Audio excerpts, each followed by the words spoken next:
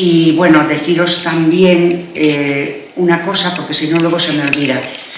Todas las personas que lo hemos estado hablando así en voz más bajita, todas las que estuvisteis en Ciriego el otro día lo habéis escuchado. Hay un fiscal de memoria, está nombrado. Vamos a correr porque no durará mucho. En fin, las próximas elecciones son el 27 y no sabemos lo que pasará. Bueno, de momento está, y él está muy abierto a toda reclamación que se le haga.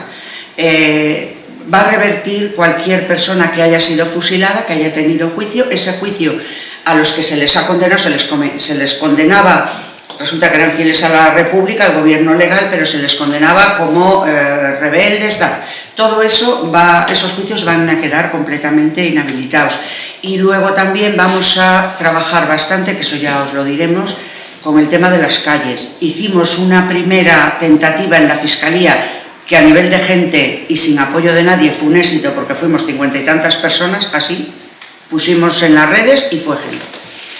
Pero el fiscal no lo admitió a trámite, pero nos denegó luego el actuar de oficio, porque dijo que había dos, en el ayuntamiento en 2015 y en 2017 ellos ya habían admitido que la desaparición de esos nombres. Nosotros en concreto pedíamos Camilo Alonso Vega y General Dávila, para empezar, porque quedan muchos más, pero dijimos vamos a meter dos.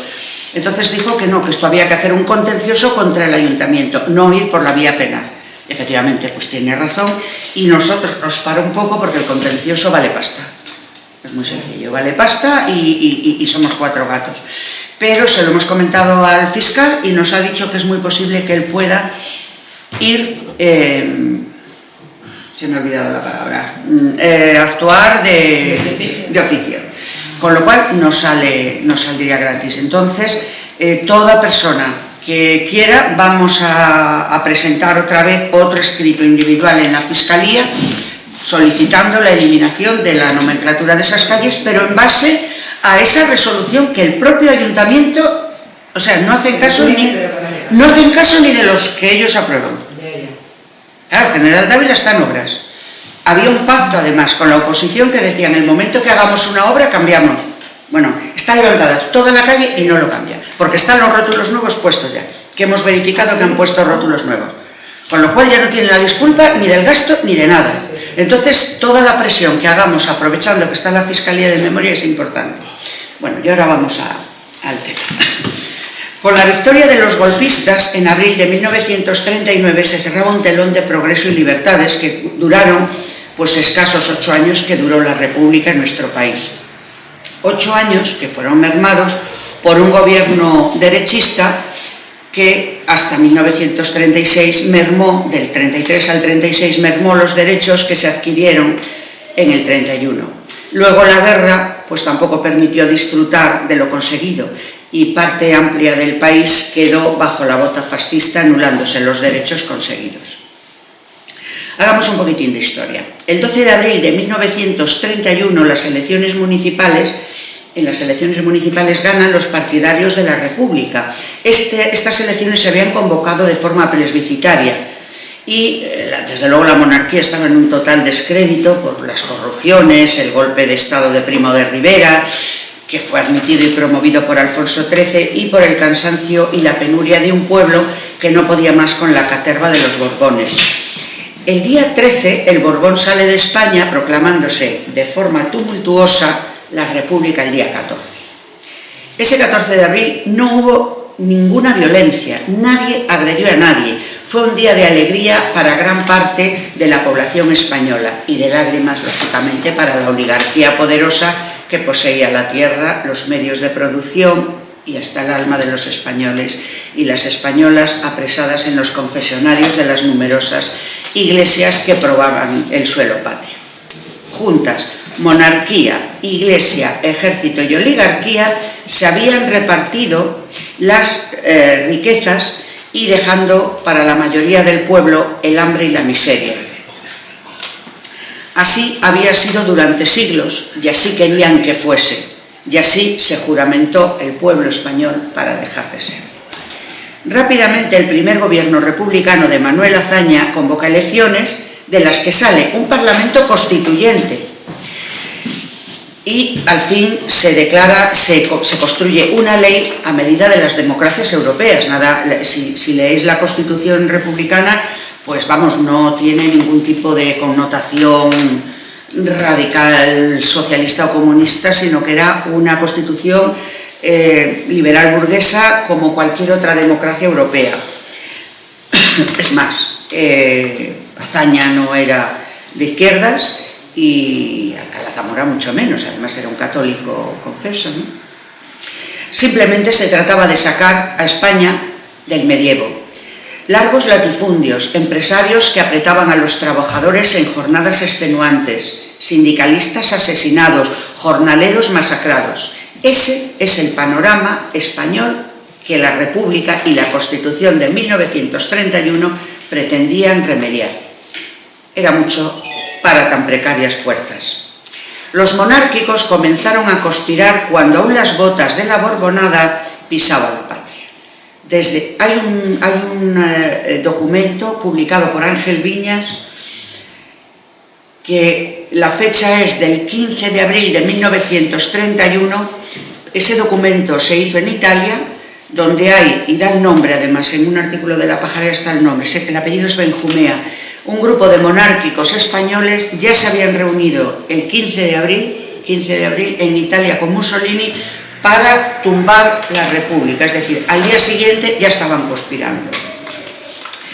Los monárquicos, como os digo, comenzaron a conspirar cuando las botas de la Borbonada aún pisaban la patria. Lanzaban llamas por la boca fascista y mentirosa. Ya en toda Europa se alentaba a los jóvenes violentos que comenzaron a sentir que sus privilegios peligraban. A la República Española la intentaron ahogar desde el mismo 14 de abril de 1931. De todos estos cataclismos anteriores a la proclama republicana, ¿qué era de nosotras, de las mujeres? ¿Qué derechos y qué obligaciones tenían las mujeres prerepublicanas? El Código Civil que regía era de 1898. Explicaré un poquitín rápido la terrible situación de la mujer española en pleno siglo XX. Voy a explicar lo que no teníamos, porque como no teníamos nada, pues es más sencillo, ¿no? No teníamos derechos, así, tal cual, sin más. Si estabas soltera, pertenecías al padre o al hermano varón a los que había que pedir permiso para todo. No teníamos derechos patrimoniales, no se podría abrir cuentas bancarias, ni adquirir ningún bien sin permiso paterno o marital. No se podía viajar ni trabajar. Los hijos no pertenecían a la madre, de forma que se abandonaba al marido, aunque fuera por palizas, por infidelidad, por lo que sea, perdía el derecho a los hijos, al hogar, al patrimonio, aunque fuera heredado, que pasaba a formar parte del marido. Si el marido la sorprendía en una infidelidad, podía asesinarla, con la única consecuencia del destierro del criminal. A esto se le llamaba usoricidio. Era un crimen por honor, puesto que se entendía que ese honor masculino y familiar se encontraba escondido en la entrepierna femenina y nadie podía osar tocarlo. Por supuesto, ni hablar de divorcio, aborto, ni nada de eso. Mujeres bravas como Carmen de Burgos, Concha Espina, que luego se hizo falangista y olvidó sus protestas, pero en su origen era una señora. De hecho, ella se divorció, lo que pasa que su marido, en palabras muy divertidas de Ramón Viadero, que dice que tuvo la buena educación de morirse antes de que entraran los franquistas, porque claro, si no lo hubieran anulado el divorcio, pero se murió, con lo cual ya fue una digna viuda y muy falangista, y mucho falangista. Pero en su inicio luchó mucho por el divorcio y era ciertamente un poco progresista. Y muchas, debemos recordar, andaban batallando como leonas para conseguir los derechos hurtados por un patriarcado criminal. Ciertas mujeres salían a Europa, que tampoco es que allí anduvieran muy sobrados de derechos, pero por lo menos aprendían de las temidas y valientes sufragistas que se enfrentaban a la autoridad por el voto femenino con las armas de la protesta callejera, huelgas de hambre y también alguna piedra que lanzaban a la cabeza de las autoridades, alguna o muchas.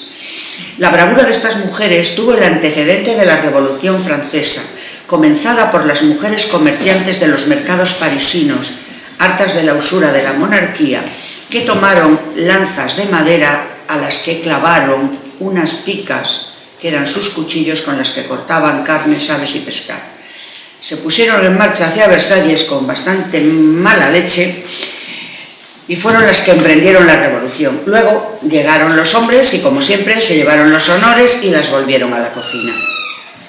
El movimiento feminista, aunque llamarlo así, pues no es riguroso porque apenas había surgido.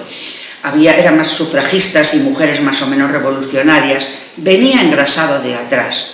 A la nombrada Carmen de Burgos unimos nuestra Matilde de la Torre, que, ojo al año, en 1923 escribió un libro de notable marca feminista, como fue Jardín de las Damas Curiosas, y la llorada Matilde Zapata, que andaba revolviendo las aguas cántabras, también Consuelo Vergés. En el resto de España, y muchas más, eso, cito unas pocas, pero muchas más. En el resto de España despertaban jóvenes con ganas de arrebatar al patriarcado sus mohosas cadenas. Las llamaron las sin sombrero, porque en un arranque de alegría y rebeldía tiraron sus sombreros como años más tarde sus nietas arrojaríamos los sujetadores en una simbólica pira funeraria. La eclosión de las mujeres se produjo en la Segunda República, porque venía alimentada por las pioneras que se cultivaron con discreción en la Institución Libre de Enseñanza y en el Liceum Femenino de María Goiti, y en ciertos foros internacionales las que podían salir y lo contaban. La Constitución republicana en ese sentido fue modélica. En esas primeras Cortes las mujeres no podíamos votar, pero sí ser elegidas, y 3 ocuparon escaño: Clara Campoamor, Victoria Kent y Margarita Nelken.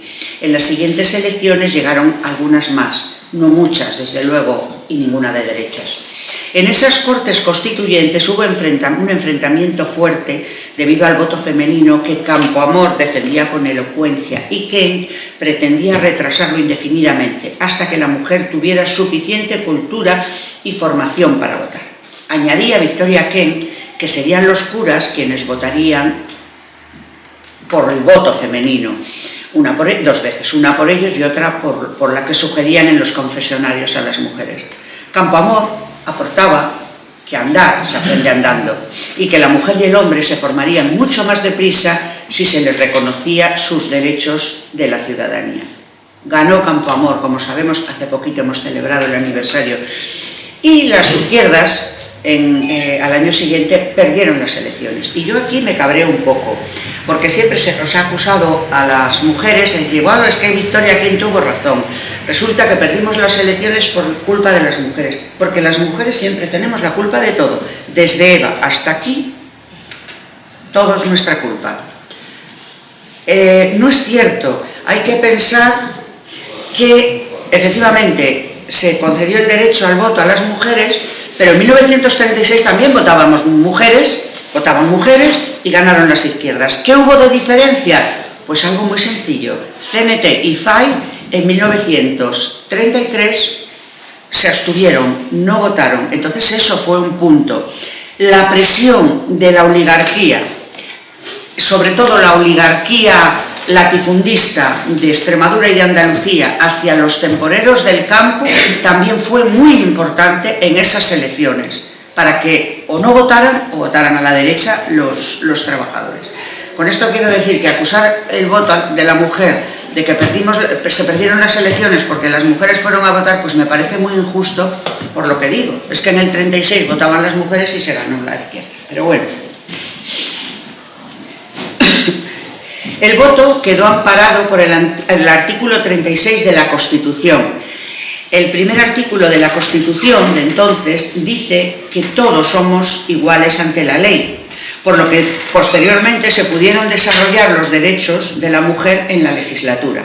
Por ejemplo, en 1932 sale una ley de divorcio justa y equitativa, desarrollando el artículo 43 de la Constitución. En 1936, Tarradellas, en Cataluña, firmó un decreto permitiendo el aborto. La primera mujer ministra de la historia de España, Federica Montseny, realizó una ley para todo el Estado que años más tarde fue tomada como ejemplo por las naciones europeas cuando hicieron sus leyes de aborto. Quiero resaltar que en este momento todavía las feministas estamos debatiendo el tema de la prostitución, unas abolicionistas, revolucionistas, y ya Federica Montseny, en su época, en 1936, que fue ministra solo 6 meses, hablaba de un plan abolicionista, pero no se trataba solo de abolir la Constitución, sino de crear liberatorios donde había casas de acogida, guarderías, formación para mujeres, y se creaba esa infraestructura alrededor de la ley, porque claro, con muy buen sentido ya pensaba, vale, prohibimos la prostitución y estas mujeres y sus familias ¿de qué van a comer?, ¿no? Creemos que esto lo cuento como ejemplo de lo que suponía en 1936 tener ya una ministra con esa conciencia feminista, que todavía es hoy el día que andamos ahí navegando, ¿no? Se igualaron los derechos entre hijos naturales y los nacidos fuera del matrimonio. Esta ley la peleó mucho Campoamor. Se abrieron las puertas de universidades, de colegios, escuelas, institutos, centros de arte, museos, y las mujeres, primero con cierta timidez y luego avasallando, fueron tomando posiciones. Durante las misiones pedagógicas contaban los maestros que la asistencia femenina era grandísima, a pesar de la prohibición de muchos de los maridos o del cura, porque a ambos les interesaba una mujer incapaz de pensar, inculta y manejable. La Iglesia forma parte muy importante del encadenamiento femenino. Todas las religiones, todas las iglesias nos toman por portadoras del pecado, por malvadas corruptoras de inocentes hombres que se pierden por nuestra culpa. En Mazón la culpa la tiene la periodista que se juega. El arquetipo de la desobediente Eva se contrapone a la pobre, dulce y obediente y pura María, que concibió en acto de zoofilia con un palomo sin conocer varón y se somete a su hijo sin chistar. Recordemos que Cristo en algún momento lanza a su madre alguna diatriba que yo aseguro que merecía alguna colleja. Hasta ahora, y como introducción, lo que les he referido es lo positivo de esta charla. A partir de ahora, pues ya las palabras es posible que les provoque alguna pesadilla. Pido perdón de antemano, pero estoy convencida de que solo transmitiendo la verdad podemos evitar a los monstruos. Cuando acabó la guerra, o durante el tiempo en que iban conquistando terreno, las tropas victoriosas tenían claras las cosas. En primer lugar, había que generar miedo para controlar a una población cautiva pero rebelde. No olvidemos que en las elecciones de 1936 fueron ganadas por las izquierdas y aunque huyeron y fueron fusilados, se supone que alrededor de más de 500.000 de personas, 500.000 fusiladas y otro 500.000 salió fuera, quedaban cantidad de personas que por supuesto no comulgaban con los vencedores. Había que someter por miedo. Esa es la premisa de todo buen dictador. El ejército invasor y triunfante que se precie, llega a una población, toma rehenes, se les tortura bien y mucho en público, se les asesina en el paredón de los cementerios y a partir de ese momento los barrotes del miedo apresan al resto de la gente. No hace falta más, el miedo es el mejor carcelero. Los nazis lo sabían, pero los experimentados criminales de la guerra colonialista de África, no olvidemos que todos los generales golpistas eran africanistas, llevaban ensayada la terapia de choque. Podemos recordar las palabras de Mola, varias veces citadas, y las de Franco, cuando un periodista inglés le insiste en que debe eliminar a media España para crear su régimen, y él responde que ha dicho y que insiste en lo que ha dicho, que si tiene que eliminar media España no le va a temblar el pulso. Como hace un tiempo, un grupi de este general golpista confirmó que si tenía que eliminar a 26 millones de hijos de puta, se hacía y listo. Eliminar al adversario, atemorizar al pueblo y someterlo totalmente es práctica común de todos los dictadores. Yo creo que debido a las últimas experiencias que vamos teniendo y lo que vamos escuchando, yo creo que siguen pensando lo mismo. La segunda premisa de los que tienen los triunfadores y que llevan en la mente era arrancar de raíz y como fuera toda idea democrática, de libertad, de igualdad, de laicismo, de cultura. Es fácil de demostrar con los hechos que siguieron a las entradas de las hordas fascistas. A quien primero fusilaban, previa tortura, eran los maestros. Luego quemaban libros. En el Ateneo de Santander, los primeros libros que cayeron por la ventana a la pira de fuego que había en la acera fueron los episodios nacionales de don Benito Pérez Galdós. Hace poco, un infame de Vox nombró a este autor y a todos los que amamos su literatura se nos retorcieron las carnes. En la casa de Matilde de la Torre ardió toda su biblioteca, más de 3.000 unidades, con el cuadro de ella, de su retrato, encima. Evidentemente los cuadros de María Blanchard, la plata, los muebles de lujo que la casa poseía, se los repartieron los vecinos. Ellos son criminales, pero no tontos. Todavía anda el piano y el comedor, esto me lo han ratificado en Cabezón las personas que estaban escuchando, y muchos objetos por las casas de algunos gente de bien de Cabezón de la Sal. Una vez eliminados los maestros y los libros, fueron a por nosotras. En la escuela se aprende cultura, a pensar libremente, o también se instruye sobre fascismo. Lo mismo ocurre en las casas, y quienes ellos pensaban que educábamos en la Nueva España éramos las mujeres. Para ello había que arrancar lo sembrado por la República. Comenzaron, claro, suprimiendo la Constitución, que fue sustituida por los principios del movimiento, y el Código Civil, que había modernizado la República, fue anulado. ¿Y saben ustedes por qué fue impuestos? Pues sí, por el mismo, por el de 1898, el mismo que había anulado la República, el que nos volvía a la Edad Media. En cuanto a la desigualdad jurídico-social, os voy a poner unos ejemplos. La ley quedó consagrada en el Código Civil y en el Código Penal, esa desigualdad. Castigaba duramente el adulterio y el concubinato, pero solo en nosotras, mientras en los hombres era tolerado. Se derogó, por supuesto, el matrimonio civil y el divorcio. En la vida cotidiana, la mujer casada perdió el derecho a tener bienes propios. El marido era su representante legal, lo cual significaba la imposibilidad de tener un derecho tan básico como tener una cuenta corriente, que os decía al principio, en un banco, comprar o vender bienes sin su autorización. Nada, no podíamos comprar ni una televisión ni una nevera. El primer crédito que yo pedí, estaba casada en ese momento y le tuve que mandar los papeles a que los firmara el que era entonces mi marido, que estaba en Madrid en ese momento haciendo un curso. Lo pedía yo para algo mío, pero me lo tuvo que firmar él, y tampoco salgo de las cuevas de Altamira, precisamente. La mujer casada, como os digo, perdió el derecho a tener bienes propios y su marido era el representante. El ideal doméstico implicaba la conveniencia de que la mujer no saliera a trabajar fuera del hogar, hecho justificable solo en casos de viudedad, soltería o ineludible necesidad.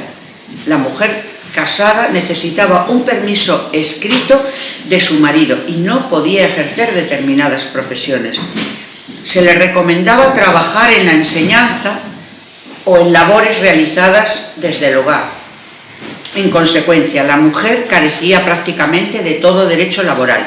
Tenía un salario menor que el hombre. Todavía seguimos peleando en algunos casos por la igualdad salarial, hay que decirlo. El despido, por supuesto, no estaba penalizado y no podía acceder a subvenciones familiares por el hecho de trabajar. En cuanto a la desigualdad de la ley, artículo 57 de ese Código Civil. El marido tiene que proteger a la mujer y ésta tiene que obedecer al marido. Artículo 58. La mujer está obligada a seguir al marido donde éste fije su residencia. Artículo 59. El marido es el administrador de los bienes de la sociedad conyugal. Artículo 60. El marido es el representante de su mujer. Esto es el Código Civil, que fue cambiado en 1958, introduciendo algunas cositas. Como consecuencia de ello, había que enmudecer a las que fueran, aunque fuera desde lejos y mínimamente rebeldes.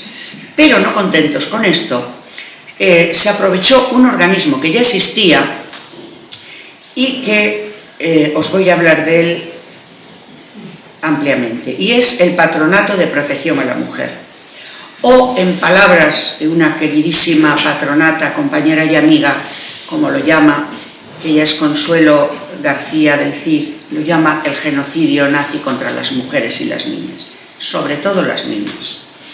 El Patronato de Protección a la Mujer, os voy a leer las normas de la sección femenina que en el patronato eran ley y que todas las que tenemos cierta edad las hemos tenido que estudiar y leer en la asignatura de Formación Espíritu Nacional, FEM para los amigos. Número 1. Ten preparada la comida para cuando él llegue. 2. Ofrécete a quitarle los zapatos. 3. Habla en tono bajo, relajado y placentero. 4. Prepárate, retoca tu maquillaje, coloca una cinta en tu cabello. Su duro día de trabajo quizá necesite un poco de ánimo y uno de tus deberes es proporcionárselo. 5. Durante los días más duros debes preparar un fuego en la chimenea para que se relaje frente a él. 6. Preocuparte por su comodidad que ofrecerá una satisfacción personal inmensa. 7. Minimiza el ruido. 8. Salúdale con una cálida sonrisa y demuéstrale tu deseo de complacerle. 9. Escúchale. Déjale hablar primero. Recuerda que sus temas de conversación son más importantes que los tuyos. 10. Nunca te quejes si llega tarde o si sale a cenar o a otros lugares de diversión sin ti. 11. Haz que se sienta a gusto, que repose en un sillón cómodo. 12.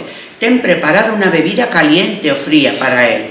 13. No le pidas explicaciones acerca de sus acciones o cuestiones su juicio o integridad. 14. Recuerda que él es el amo de la casa. 15. Anima a tu marido a poner en práctica sus aficiones e intereses y sírvele de apoyo sin ser excesivamente insistente. 16. Si tú tienes alguna afición, intenta no aburrirle hablándole de esta, ya que los intereses de las mujeres son triviales. 17. Al final de la tarde limpia la casa, que esté limpia de nuevo por la mañana. 18. Cuando os retiréis a la habitación, prepárate para la cama lo antes posible, teniendo en cuenta que aunque la higiene femenina es de máxima importancia, tu marido no quiere esperar para ir al baño. 19. Recuerda que debes tener un aspecto inmejorable a la hora de ir a la cama. Si debes aplicarte crema facial o rulos para el cabello, espera hasta que él esté dormido, ya que eso podría resultarle chocante a un hombre a última hora de la noche. 20. En cuanto respecta a la posibilidad de relaciones íntimas con tu marido, es importante recordar tus obligaciones matrimoniales. Si él siente la necesidad de dormir, que sea así, no le presiones o estimules la intimidad. Si tu marido sugiere la unión, entonces accede humildemente, teniendo siempre en cuenta que su satisfacción es más importante que la de una mujer. Cuando alcance el momento culminante, un pequeño gemido por tu parte es suficiente para indicar cualquier goce que hayas podido experimentar. Esta es la guía de la sección femenina para la mujer. Está editada en 1940. España, Europa. Nos ha sorprendido entre las innumerables investigaciones sobre memoria democrática que se haya dedicado tan poco al siniestro estamento que se ocupaban de las descarriadas, mujeres que no se ajustaban a la norma nacional católica. Sesgo fundamental del franquismo fue sin duda el carácter patriarcalizado, al modo fascista italiano o nazi alemán, de toda la ideología de los que se confabularon los gobernantes, con el fin de formar a la nueva mujer nacida del golpe de Estado y de la guerra civil. Para el franquismo y la ideología nacional católica había dos clases de mujeres: las decentes, que eran sumisas, calladas, dulces, buenas esposas, madres amantísimas de patriotas, y su función era procrear, cuidar a la familia y procurar al varón una vida cómoda y fácil, tal como las normas que os he leído creadas en 1940, y quedan grabadas a fuego en las mentes de las jóvenes y mujeres de entonces. Y el segundo tipo de mujeres eran las otras. En ese apartado de las otras estaban las rebeldes, las rojas, las independientes, las estudiadas, las alegres, las que simplemente confraternizaban con el varón y lo miraban de frente, las que se dejaban abrazar o besar o acariciar, las que bailaban un poco juntas, las lesbianas, las artistas. En conclusión, las que sentían la vida como un don y no como un castigo expiar. Todas esas otras eran las putas. Había que reformarlas, enderezarlas, ponerlas en el buen camino o eliminarlas. La generación anterior había vivido, no todas por supuesto, pero es posible que la información, no todas les llegó la información, pero desde luego que se había vivido la libertad de esos 8 años, ¿no? Como hemos dicho antes. Estaba esa información tamizada por la todopoderosa Iglesia, tan potente en el alma de las mujeres de entonces. El derecho al voto femenino, el divorcio, el reconocimiento de los hijos naturales, todo lo que se hizo, la alfabetización, etcétera, todo eso había calado en las mujeres de entonces y las había hecho concebir esperanzas de una igualdad de derechos pioneros en el mundo, que por supuesto el franquismo volteó. La represión franquista hacia la mujer fue salvaje. Había que erradicar y arrancar de cuajo cualquier atisbo de las libertades anteriores, con particular ensañamiento ideológico en las políticas de género emprendidas por la República.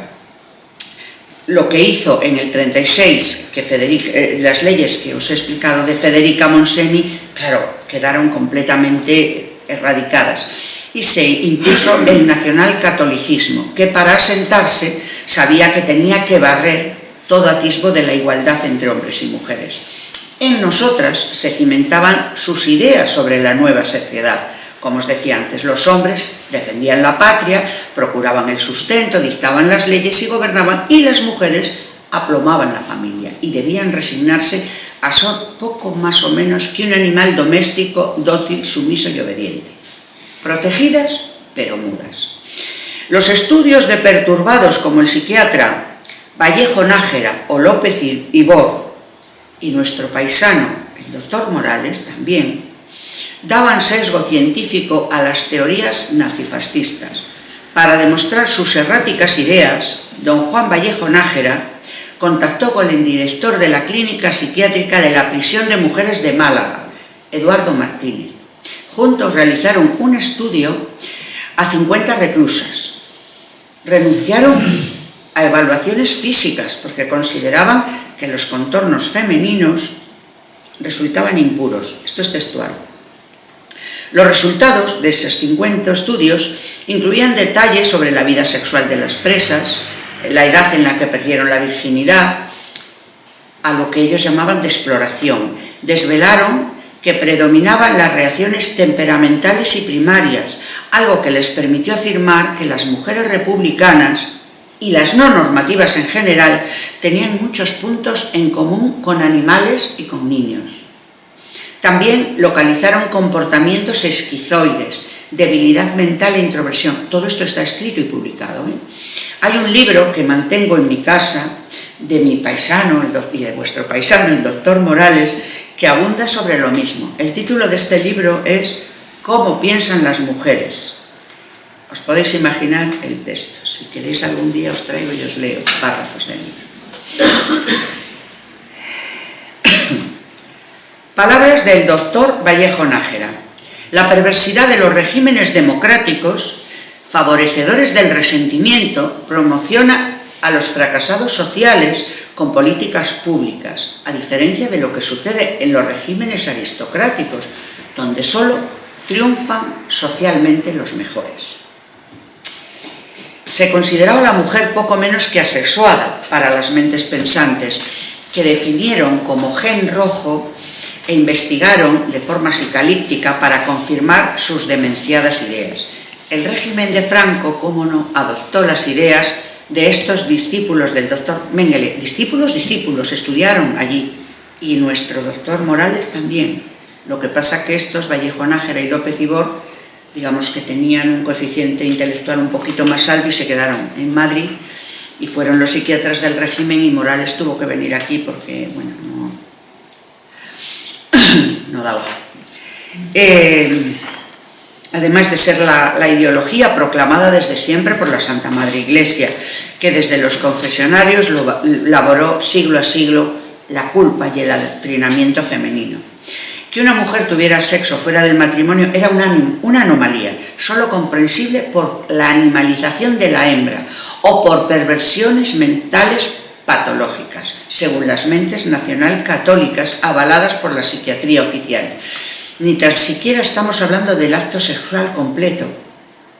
Una mera frivolidad, reírse más de la cuenta, apreciar el baile, ser alegre, confraternizar con hombres, tener ganas de divertirse, un ligero coqueteo, bailar un poco arrimadas, todo ello era considerado anormal, que debía de ser castigado y reconducido.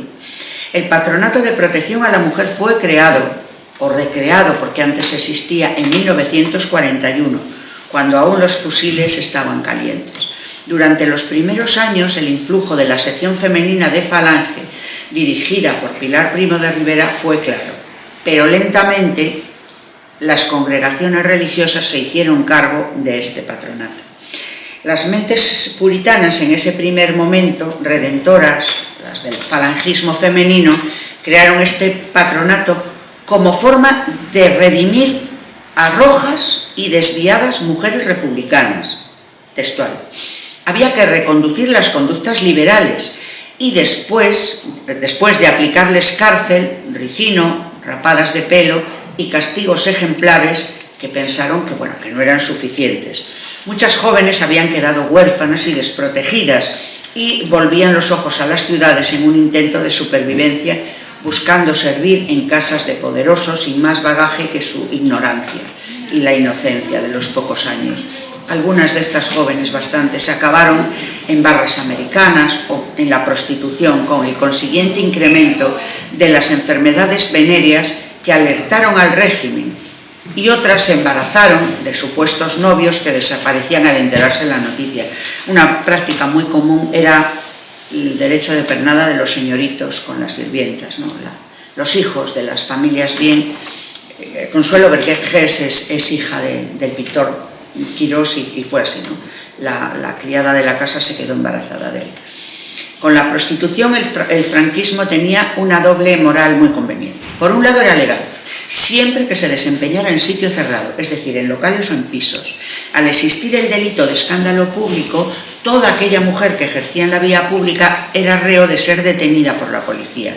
No iban a las cárceles, porque claro, no era un delito, sino que recibían la reeducación y la reconversión adecuada. Para eso estaba el patronato, ese principio de redimir a la mujer caída, según el lenguaje de la época. Hacemos notar que el uso de la prostitución por los afines al régimen estaba totalmente normalizada, incluso el proxenetismo, protegido por la omnipotente policía del régimen. Ir de putas de toda la vida formaba parte de la educación sentimental de los buenos patriotas. Hay un matiz terrible en los fundamentos del patronato, que es la clave para entender las posteriores funciones. Se trataba de redimir a la mujer caída o en riesgo de caer. Esta es la clave de todo. Cualquier conducta, como os he dicho antes, que saliera de los cánones del nacionalcatolicismo era punible. Como si los fines no estuvieran claros, se le ofreció la presidencia al patronato a doña Carmen Polo de Franco, que aceptó encantada, naturalmente, como fiel guardiana de las esencias patrias.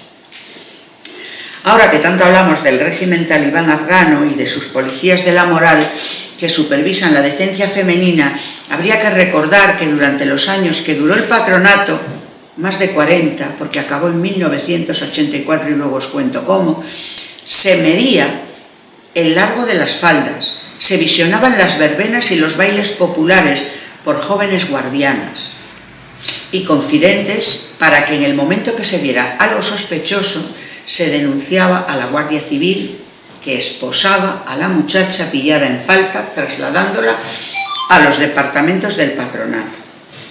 Hemos de decir que muchas de las denuncias, o algunas de las denuncias, llegaban por parte de familiares, padres, hermanos, vecinos, párrocos, avisaban de conductas irregulares y al momento eran sometidas las descarriadas en cualquiera de los centros. He recogido personalmente el testimonio de una señora a la que denunció su hijo por cohabitar con un cuñado, ambos de 65 años, viudos ambos y libres. La mujer fue ingresada en un reformatorio del patronato a petición del hijo. Uno de los testimonios más duros a los que me he enfrentado al realizar esta investigación procede de María G. López, que cuenta su terrible experiencia en el libro Por Caridad, de Mar Ediciones. Si os interesa el patronato, os le aconsejo este libro. es terrible de leer, donde refiere cómo fue ingresada en un reformatorio del patronato en los años 60 por su madre, que al quedarse viuda y tener que trabajar todo el día, porque tenía un bebé de corta edad, pues se vio aconsejada por un párroco de que llevara a la niña al patronato. Y también la investigadora que he citado antes, Consuelo García del Cid Guerra, a quien debo su testimonio y gran parte de lo escrito aquí, fue ingresada en un reformatorio madrileño a los 16 años en los años 70. Fue drogada por un médico conocido de la familia e ingresada por sus padres. Su delito era ser un poco revoltosa, alegre y tener ideas izquierdistas. Lo que desencadenó el encierro fue que había asistido a una manifestación en los años 70.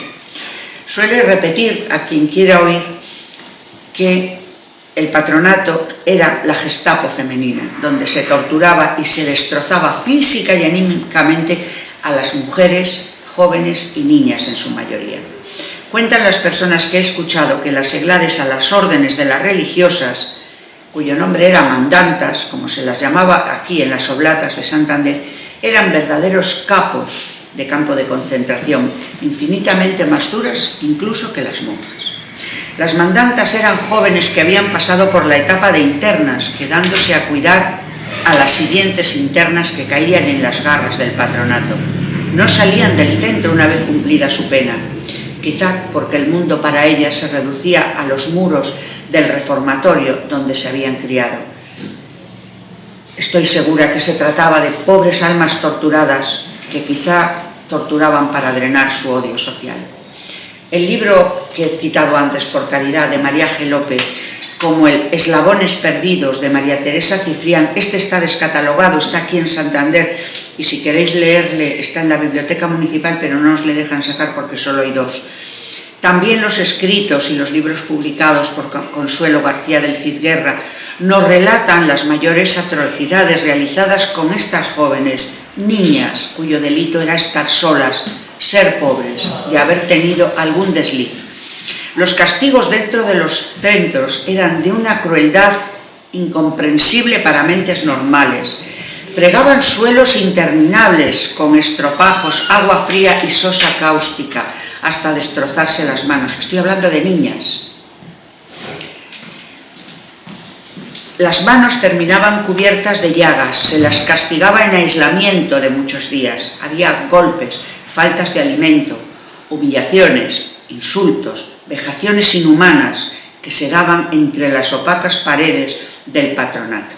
Peñagrande, que habréis oído hablar bastante de esto y luego os contaré, las internas se veían obligadas a largas jornadas de trabajo de hasta 14 horas y a no dar de mamar a sus bebés hasta que acababan la labor. Imaginamos la desesperación que esas madres sentían cuando escuchaban el grito y las lágrimas de sus bebés hambrientos por falta de alimento. Hay un pasaje terrible en Por caridad en el que la protagonista de solo 8 años le hacen desatascar los váteres a mano limpia. Era costumbre que ella los desatascara a mano limpia. Váteres de 80, 90 internas. Cuenta la niña que su horror, más que tocar las heces atascadas, era toparse con las lombrices vivas que encontraba al sumergir su manita, pues había una interna que las tenía. Una mínima rebeldía era castigada con el rigor máximo equivalente a un sadismo difícil de entender. Como os he dicho, se las incomunicaba en cuartos donde solo había un orinal y un botijo. Esto lo cuenta Consuelo. Hablamos de los años 70, muy avanzada la década, donde se confinaba a la joven sola, sin nada, ni libros, ni bolígrafos, absolutamente nada, silencio y soledad para doblegar la voluntad, para quebrar la personalidad y la individualidad. Yo he de decir que estudié en un colegio que no era del patronato, que era de pago, y de bastante pago, donde he visto ese mismo castigo de encerrar a una niña de 11 años por rebelde. Una buena amiga, cuando estaba haciendo este trabajo, nos contaba que en la década de los años 60, también en un colegio privado y bastante elitista, contestó mínimamente un intento, y también tuvo un intento de huida, se la golpeó hasta partir el palo grueso con que le daban los golpes. Esta la impidieron las visitas de su familia hasta que los moratones se corrigieron. En los colegios de la época, sin llegar a ser el sadismo del patronato, pero también se nos intentaba doblegar de forma sádica. Tal como cuenta Consuelo García del Cid Guerra, desde el primer momento tuvo el convencimiento de que podían hacer con ella lo que quisieran, que perdía totalmente la libertad y los derechos en el momento que se la ingresaba en los centros dependientes del patronato. Solo eran mujeres, sin apoyo familiar, sin nadie, y algunas, muchas, la mayoría, eran niñas, en total indefensión. Por supuesto, el patronato no existía un patronato de protección al hombre, porque ellos no necesitaban de ayudas. El patriarcado mantiene firme la pirámide social. En la cúspide están ellos, que podrán estar privados de derechos y libertades, tratándose de una dictadura salvaje como la franquista, pero debajo, muy debajo, siempre está el colectivo femenino sujetando la sociedad. A los centros del patronato llegaban niñas y jóvenes embarazadas, de 11, 12, 13 años. No pocas, muchas. Los embarazos eran producidos por padres, hermanos, familiares directos, en claras violaciones. Eso jamás se les cuestionaba a ellos. Jamás he leído ni una mínima censura al que provocaba el embarazo. Ellas, las niñas, eran tratadas como a prostitutas, como a escorias de la sociedad, sujeto a cualquier castigo. Pero ellos, por supuesto, gozaron siempre de total impunidad. Y es que subyace esa ideología del patriarcado bajo las vestimentas del fascismo, que no se aleja demasiado del convencimiento de que cuando se producen violaciones, abuso, violencia machista, la responsable siempre es la mujer. Seguimos haciendo y padeciendo la lacra ideológica, también sembrada a lo largo de siglos. Si no abres las piernas, no te violan, tal como le dijo una jueza a una víctima y como se vio en el primer juicio de la Manada. Fueron largos años de adoctrinamiento y de culpabilizar a la mujer de cualquier proceso de violencia contra ella. Hay un caso que refiere una testigo que demuestra de forma sangrante este axioma que digo. Ingresa en Peñagrande una niña de 11 años embarazada. Nadie pregunta, nadie indaga de quién. La niña da a luz. Al poco tiempo recibe la visita de su padre. Como consecuencia, a los pocos meses se detecta un nuevo embarazo. A nadie le intriga que solo ha visto a su padre, que solo ha estado con su padre, y con 12 años vuelve a tener otro hijo. Cuentan las jóvenes internas de Peñagrande que después de misa de los domingos se las formaba a lo largo de una pared. En ese momento entraban hombres mayores que las observaban por delante, por detrás, también la dentadura, escogiendo la que les gustaba. Todo organizado por las madrecitas del convento. Imaginen qué clase de hombres se prestaban a ese trato.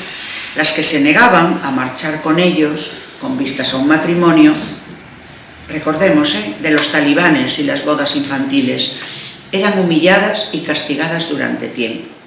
Imagino que a estas alturas no considerarán exagerado la afirmación de Consuelo García del Cid Guerra cuando nombra al patronato la Gestapo femenina.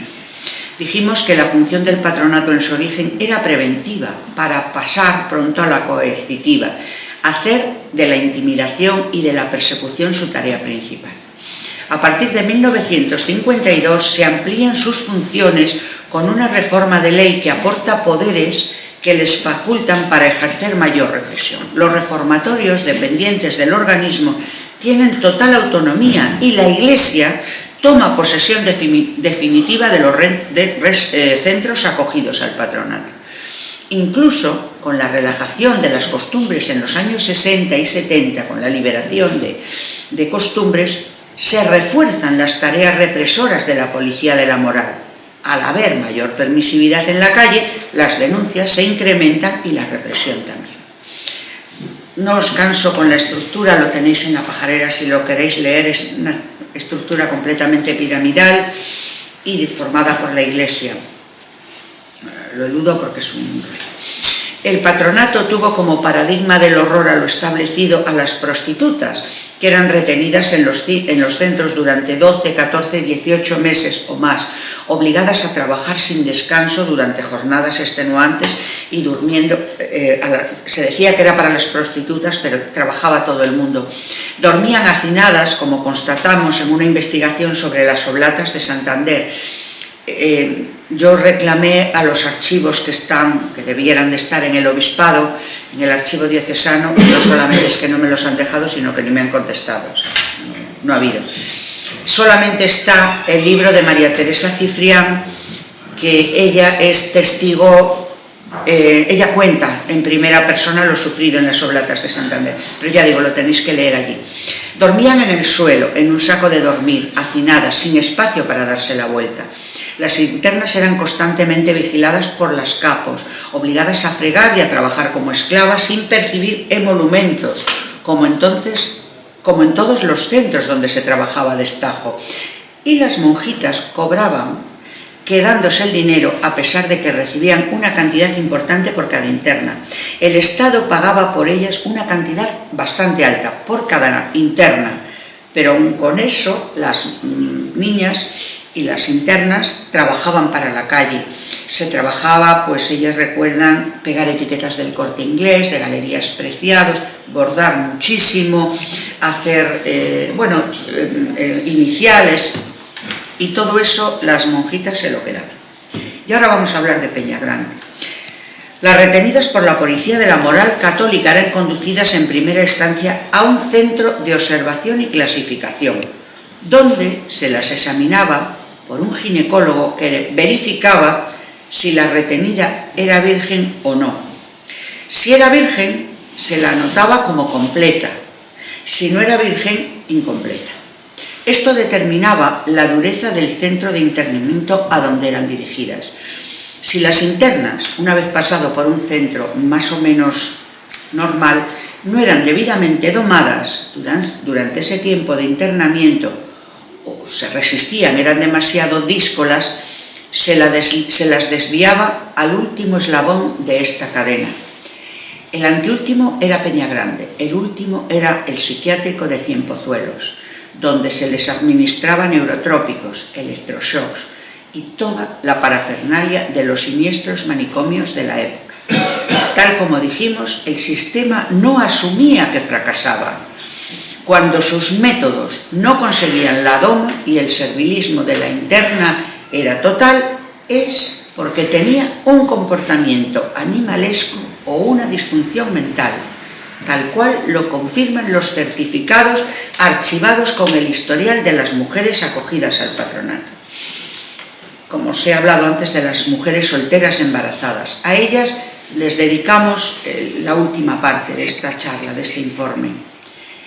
Y debéis de creerme, es lo más difícil que he escrito en toda mi vida, y he estado en Mauthausen, pero escribir sobre esto, lo recuerdo, lo hice en el verano del 2019 y tenía que parar, porque era irresistible leer estos testimonios y escuchar el testimonio de algunas de ellas, porque la mayoría se niegan a hablar, porque siguen teniendo una carga de culpabilidad y de dolor tan grande que no quieren recordar.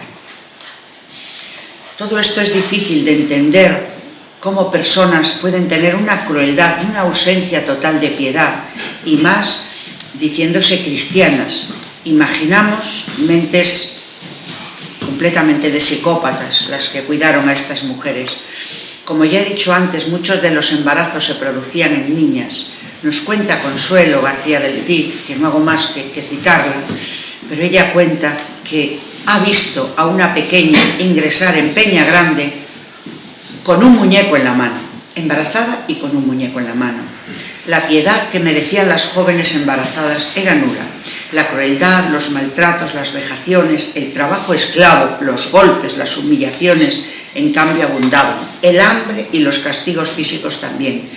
Se trataba de la escoria, puesto que había fruto de su deshonor. No importaba la edad ni el cómo se produjo el embarazo. Ellas trabajaban de sol a sol, como en todos los reformatorios del patronato, para empresas como el Corte Inglés, para el que pegaban etiquetas y otras muchas de renombre. Cosían y bordaban para diversas tiendas. El Estado pagaba en los años 60 y 70, un poquito más, 2.000 pesetas al mes por interna, el Estado, mensuales. Las internas no recibían nada por su trabajo, embolsándose las congregaciones el superávit económico de su mano de obra, completamente gratuita, además de la subvención estatal. Imaginaros qué negocio tenían las monjitas y la curia. Las jóvenes en cinta no tenían asistencia ginecológica, parían en el paritorio del centro con solo una partera como única ayuda, por eso morían los bebés frecuentemente. Y los que sobrevivían eran desaparecidos, porque Peñagrande emprendió un negocio muy lucrativo que con los ejecutores os sonarán los nombres Sor María y el doctor Vela, los famosos capos de la trama de venta de bebés. Hay un testimonio, entre muchos, que demuestra el trato. Una parturienta muy joven, casi una niña, en su segundo día de dilatación, desvaída por el dolor y agotada, recuerdo, parían con 12, 13, 11 años. Se le acercó la comadrona y le dice: voy a buscar un espejo para ponértelo debajo, para que veas cómo paren las perras. La presión ejercida por las monjitas al cargo de Peñagrande para que las internas dieran los bebés en adopción era constante. Realizaban una guerra psicológica con las mujeres desprotegidas, esforzándolas prácticamente. Cuando aun con eso no cedían de forma voluntaria, llegaban los castigos físicos, y si estos no las doblegaban, directamente se les robaba al bebé, aduciendo que nacía muerto. De hecho, había un bebé en el congelador de Peñagrande, que es el mismo bebé que se le enseñaba a las que no lo habían cedido voluntariamente. Es de sobra conocido el horror vivido por muchas familias desposeídas de hijos apartados de sus madres, por lo que no abundaré en ello. Y mi tarea y empeño al redactar esto y contarlo es recordar a las mujeres que pasaron por el espanto de Peñagrande y de todo el patronato, todos los reformatorios del patronato de protección a la mujer. Hubo muchos suicidios. Hay una escalera en Peñagrande por la que se tiraban las jóvenes cuando su mente estallaba o las arrebataban sus bebés. Otras saltaban por la ventana, prefiriendo morir reventadas contra el asfalto que seguir soportando el horror del internamiento. Eran mujeres, jóvenes y niñas, no habían cometido ningún delito y no habrá cárcel tan dura como las que ellas vivieron. El patronato sobrevivió a la muerte de Franco, siguió en democracia. En 1966 se realizó una investigación por funcionarios del mismo patronato. Eran unas mujeres falangistas de la sección femenina, visitaron los centros. Fue tan terrible lo que encontraron en ellos que el informe fue demoledor, con lo cual ese informe, repito, realizado por la sección femenina, se archivó y no se hizo público nunca, ni se tomaron medidas, hasta que la periodista Ana María Pascual realizó en los años 90 una investigación para Interview, encontrando traspapelado este informe y publicándolo. Cuenta en su artículo con espanto todo lo que ponía. Le podéis encontrar Ana María Pascual Interview. Lo podéis encontrar, en internet está. Muchos de los testimonios, casi todos, recabados para este artículo, han ocurrido en los años 60 y 70, por pura lógica, porque he entrevistado a mujeres que estaban vivas.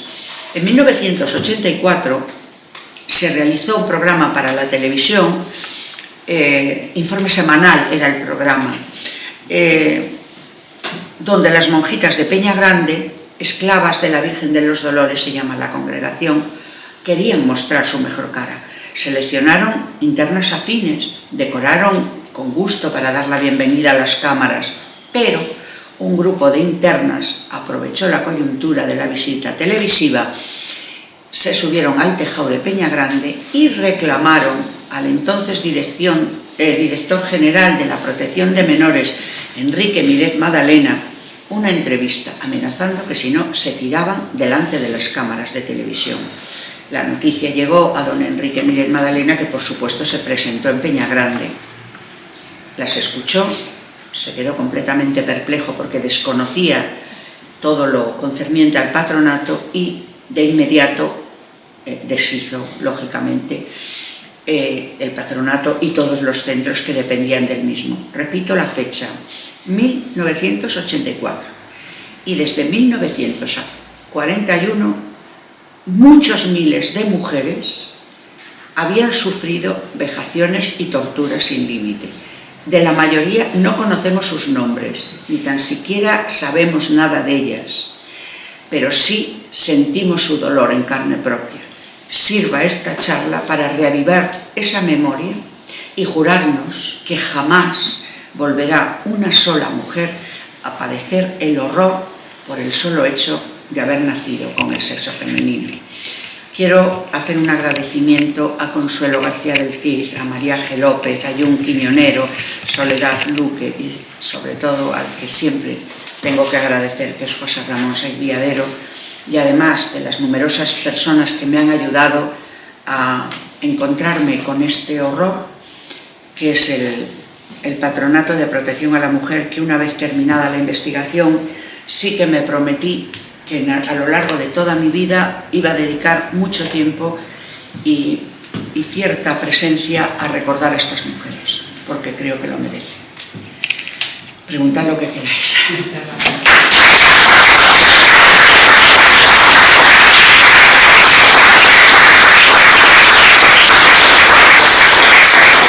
Siento haber venido a contaros cosas tan feas, pero... Sí, todos estos testimonios, yo estoy intentando que venga María G. López, porque ella ha sacado novela, y estoy intentando, pero cuesta un poquitín. Me parece que las librerías en Santander se han puesto un poco así como un poco elitistas. Y me gustaría traerla, y sí que os avisaré para que la conozcáis, porque es una superviviente del patronato. Es la niña esa que os he contado de la mano, es una escritora magnífica, es un ser humano maravilloso, y Consuelo está más enfadada con la vida, pero he conseguido y me puedo considerar amiga de ellas, pero la mayoría de las patronatas no quieren hablar, porque las convencieron, las labraron tanto la culpabilidad, que ellas sienten vergüenza. En Castrurdiales, cuando di una charla similar a esta, una mujer que estaba sentada en las primeras filas, cuando acabé de hablar, levantó la mano y dijo: ¿puedo hablar? Y dijimos: claro, sí. Esta mujer vivía en Castro, era una asociación, y es una asociación que se llaman Las Sin Sombrero, que llevan mucho tiempo en Castro, amigas íntimas de las compañeras, amigas de más de 30 años, y contó por primera vez en su vida que ella era patronata, y lo contó allí delante, que se nos heló la sangre a todas, y a las compañeras y amigas. Imaginaros el impacto que recibieron al oír esa historia de primera mano, ¿no? Y la decía, luego que fuimos a tomarnos algo, decían: ¿cómo no lo has contado antes? Y decía ella: es que no se lo he contado ni a mi hija, es que mi marido no sabe nada, es que yo me siento culpable todavía hoy de haber pasado por el patronato. Entonces ha sido una historia, y tampoco contada, porque eso quedó olvidado, estaba ya enquistado, eran completamente... Por eso, si lo queréis leer en la página, veréis como no dependían, bueno, hay del Ministerio de Justicia, creo que dependían, pero poco menos que estaban olvidadas. Mujeres, niñas y pobres. Y sin familia, la mayoría, o con la familia pasando de ellas. Había huérfanas, había... Esa conjunción de factores os puede dar la pauta de quién se ocupaba de esas niñas. Hoy la mayoría de ellas, pues las que las internaron en los años 60 y 70, siguen por ahí. Hay muchos testimonios de ellas, los podéis buscar, hay grabaciones en YouTube impresionantes. Hay fotografías de la escalera de Peñagrande, del paritorio de Peñagrande, que ya os pone los pelos de punta ese paritorio, y testimonios de cómo eran esos partos, de cómo era el trato, de cómo el testimonio de algunas que hablaban de cuando sentían llorar al bebé y los pechos ya las reventaban de la leche, pero estaban extenuadas, 13 horas de trabajo. Entonces, ¿cómo sacaban fuerzas de donde no había? Porque el bebé estaba llorando, tenía hambre. Y las monjitas no las dejaban dar de mamar al bebé hasta que acababan la tarea.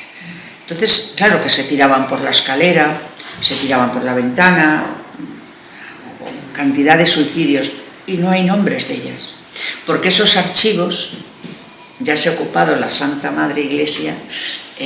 Ya os digo, yo los escribí, les pedí por favor y no tuvieron ni la deferencia de contestar.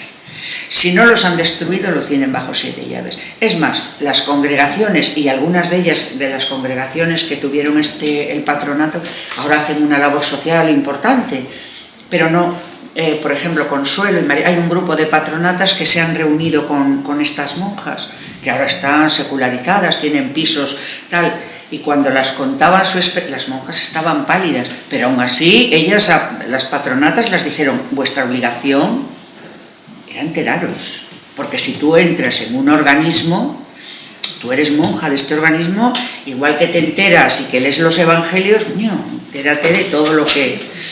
Entonces, está prácticamente desconocido, y cierto es que las asociaciones de memoria pues las han olvidado totalmente, porque hasta que ellas no han empezado a revolverse, pues no ha habido nada. Yo, bueno, no sabéis, lo tuve que buscar y rebuscar, porque no había casi nada sobre ellas. Ahora ya sí, ya incluso hay un programa de televisión que lo presentó John Sistiaga en la 4, pero es muy corto, es muy escaso, no... Ellas estaban muy entusiasmadas con ese programa, porque grabaron muchas horas, pero claro, luego en la edición recortan y no contaron nada. Pero bueno, que podéis encontrar, porque yo creo que estas mujeres merecen memoria, merecen incluso las que no tienen nombre, las que están enterradas en las tierras, se sabe, cada vez que remueven terrenos. No sé si visteis tú una charla que vino una mujer del País Vasco, no me acuerdo del sitio, de la granja de Sotileza. En la Libre. En la Libre, eso, en la Libre. Sí, me enteré tarde, no estuve. Yo en la Libre era patronata, ¿no? Sí. Y además que estaba siendo para ella brutal. Claro. Es que ellas... Lo que decías tú de esta otra, la de Castro, que tienen ahí, menuda vida que han tenido que tener. Ellas les cuesta muchísimo hablarlo. No, yo me enteré tarde. Les cuesta mucho hablar. Yo, de hecho, contacté con varias y te dicen que no. Consuelo ha hecho mucha labor de recopilación de testimonios. Consuelo está procesada, porque cuando salió lo de... Bueno, ya sabes que lo del robo de bebés, la única persona procesada fue una bebé robada, que un día en un canutazo de la prensa la pone en el micro y nombra al doctor Vela y a Sor María. Y claro, como ellos no estaban procesados, la acusaron de difamar y la procesaron a ella. Y le pusieron una multa a ella. O sea, una víctima. Y el robo de bebés ha durado mucho más, mucho después del patronato. El año pasado o el anterior yo estaba dando una charla con un grupo de actores en el Madrazo sobre Matilde de la Torre. Yo leía lo que era la historia de Matilde y ellos leían los párrafos, interpretaban los párrafos. Y antes de entrar, el chico, el actor, tendría 40 años, por ahí, y me dijo, ya sé qué tal, que has escrito sobre el patronato y los bebés robados. Pues sí, y me dijo, yo soy bebé robado. Se había enterado porque ya sus padres eran muy mayores, estaban mal, rebuscando un día en los cajones de casa, papeles, documentos, y se encontró su partida de nacimiento. Y se encontró la factura de lo que los padres habían pagado por él. Y yo le pregunté, ¿cómo eran tus padres? Y me dice, pues unos fachas, imagínate, porque se lo daban a familias. Que eso lo imitó mucho la dictadura chilena, la dictadura argentina, las abuelas de Plaza de Mayo. O sea que Franco y el franquismo crearon una escuela que ha hecho... Entonces estas mujeres, de verdad, nunca se les hará justicia a la mayoría. Y fueron miles, fueron miles. Ya os digo, así, casual y accidentalmente, yo me encontré, sin venir a cuenta, una en una charla.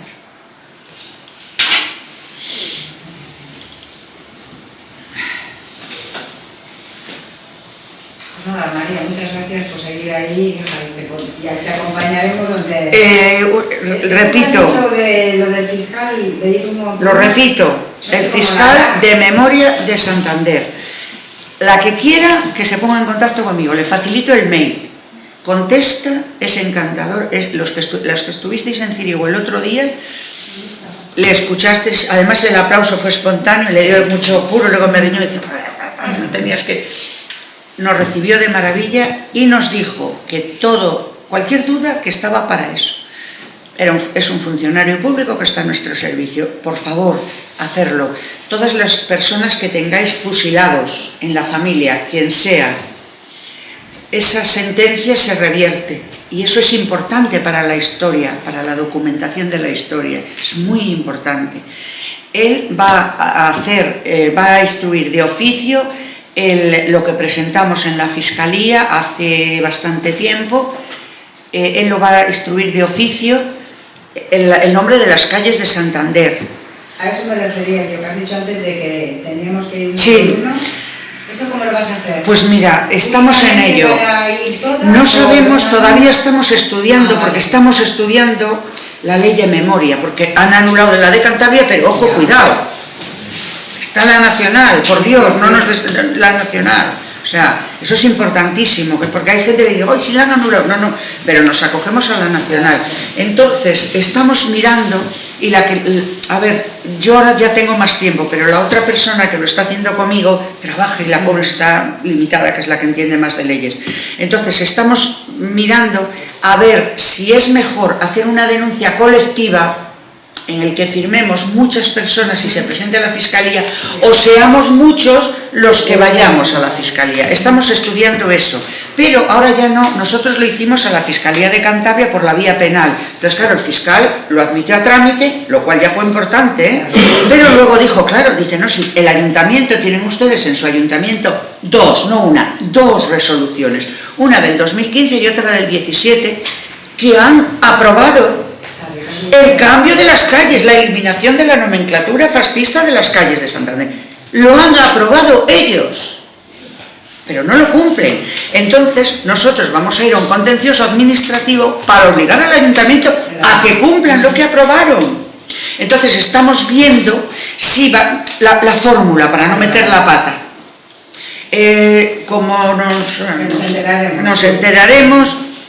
Es posible que aquí, ahora ya que os he venido a ver, estemos más veces, pero bueno, la pajarera, ya sabéis que la pajarera es gratuita, lleva mucho trabajo detrás, y compartirla porque hacemos labor. Estoy a punto de hacer un descubrimiento estupendo, porque en Santander yo conocía muy bien el aeródromo de la Albericia, pero leyendo a Carlos Hernando, me encuentro que hay un aeródromo en Pontejos que utilizó trabajo esclavo, y entonces se me encendieron las bombillas.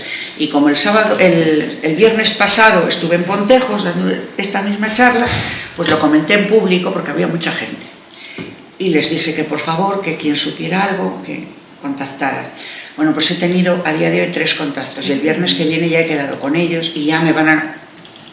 Estamos ampliando toda la información de trabajo esclavo, porque aquello era un aeródromo para la Legión Cóndor, solo para la Legión Cóndor, y se arreglaban los aviones de la Legión Cóndor, y para ello estaban utilizando trabajo de esclavos, de presos de toda España que sabían algo de aeronáutica y los traían.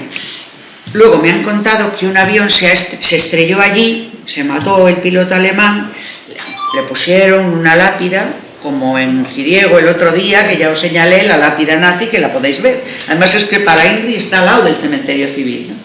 Entonces se le puso una lápida, pero un señor la encontró un día y entonces se lo avisó al ayuntamiento y dijeron, quítala, quítala, pero unos me dicen que la lápida ya no está allí, que la han llevado a otro sitio, pero ayer me han llamado y me han dicho, está en Maliaño.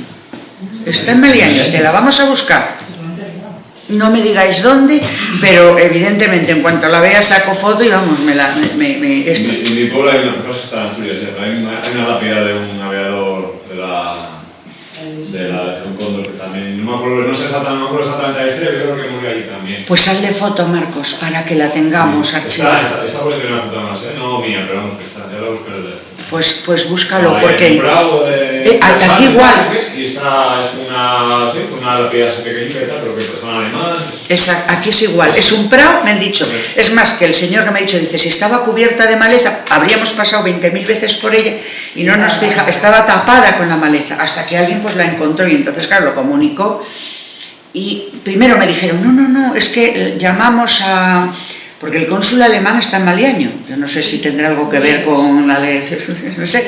Entonces que llamaron al cónsul para que se lo llevara a Alemania, pero otros me han dicho, no, que sigue estando en Maliaño. Entonces, bueno, el viernes que viene me enteraré. Es decir, que todo esto se va encontrando y descubriendo y vamos haciendo...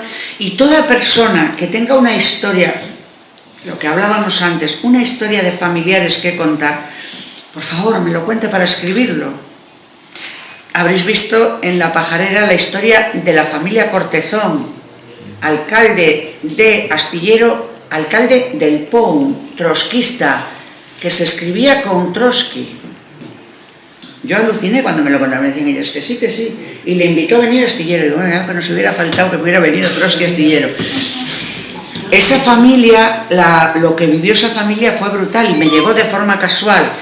El otro día se ha publicado Los Grillos, la familia de Sobarzo, creo que es, de Aurora, que estaba el otro día en Ciriego, a la que la fusilaron 3 tíos. Ella me contaba que su abuela a la que la fusilaron 3 hijos heridos, que ni habían participado en la guerra, solo eran de UGT.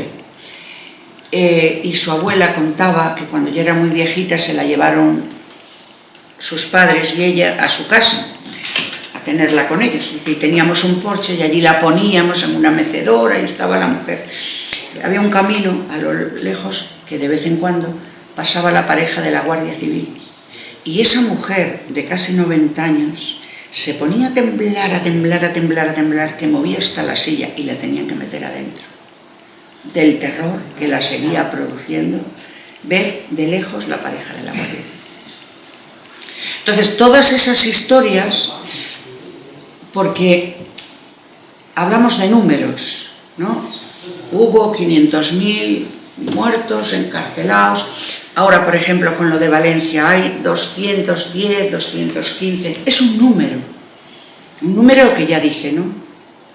Está el documental de 7.291. Es un número que dice mucho. Pero si tú individualizas eso y coges una por una cada historia, tú te das cuenta que detrás hay un ser humano que pudo haber, hay un padre, una madre, unos hijos que se han criado solos, a esa mujer, la mujer del fusilado de Astillero, de los Cortezón, iba a coger agua a la fuente del pueblo y las vecinas la tiraban los calderos, le daban una patada al caldero y se lo tiraban porque era una roja y porque podían.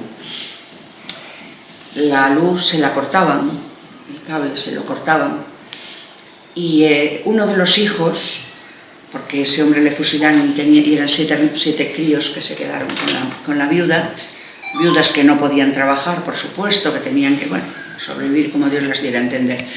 Uno de los hijos guardó más rabia, quizá lo vivió más con la madre, vio las humillaciones de la madre y al cabo de los años dice que un día ve a la madre hablar con una de las que las tiraba al caldero. Entonces dice que el hijo subió a casa encabronado y le dijo, pero ¿cómo? Y la madre le contestó, le dijo, porque somos mejores que ellos, porque somos mejores. Yo no voy a ser como ellos.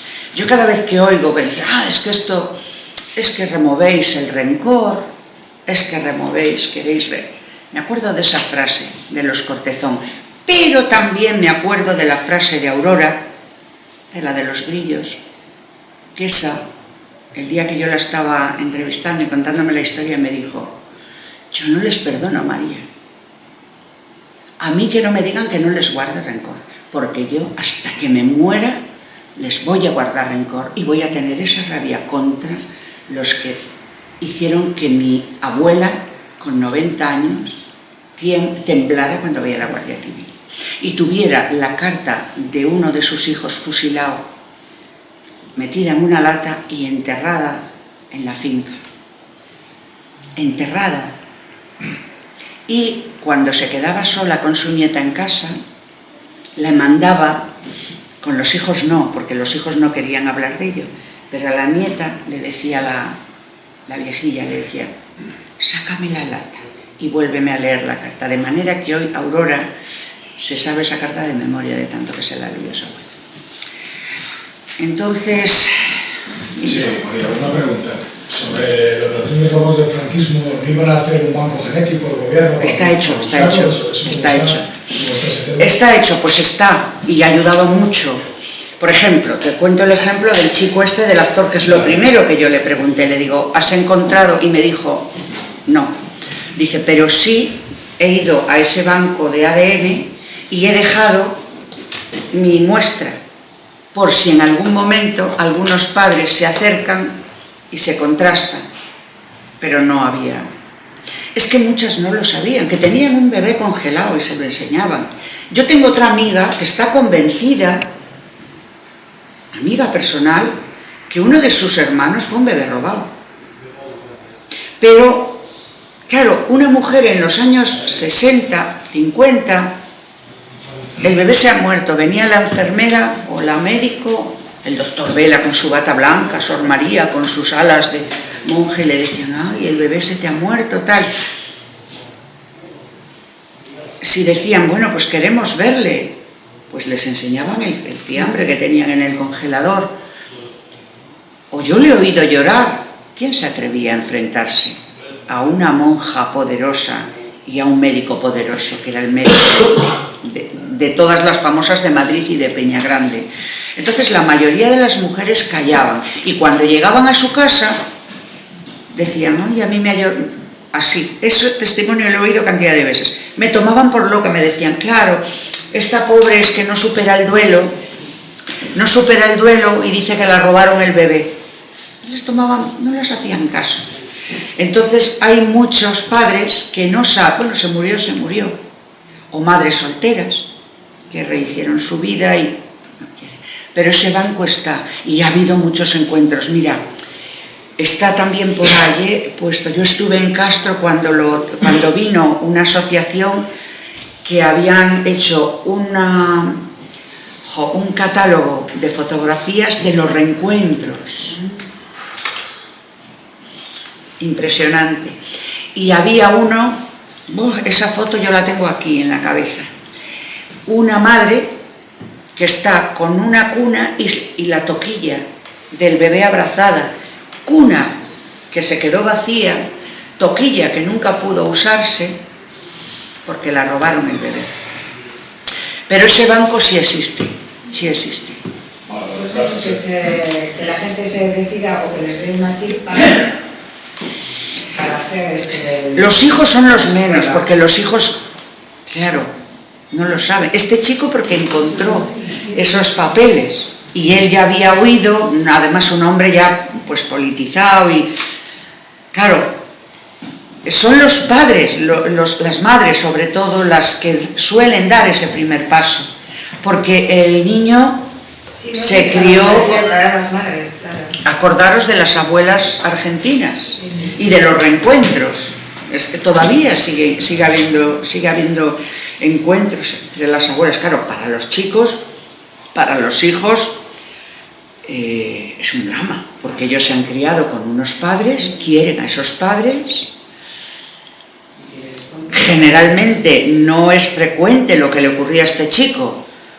La ideología de nuestros padres nos ha podido marcar algo. Hombre, luego otros hemos salido como hemos salido y no como nuestros padres querían, ¿no? Pero, claro, los hijos es más difícil.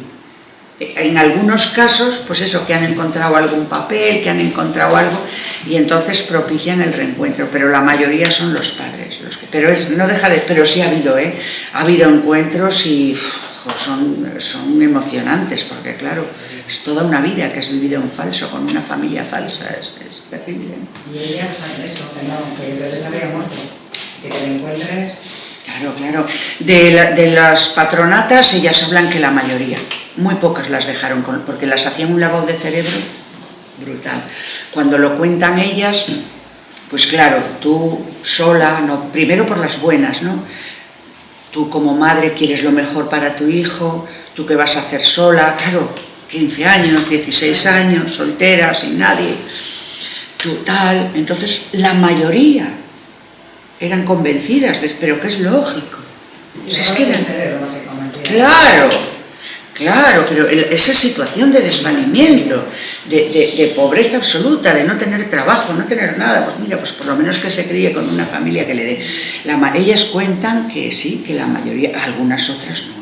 Hay una que esa, la oyes hablar y te pone los pelos de punta porque dice, una tía muy, bueno, y tenía 15 años.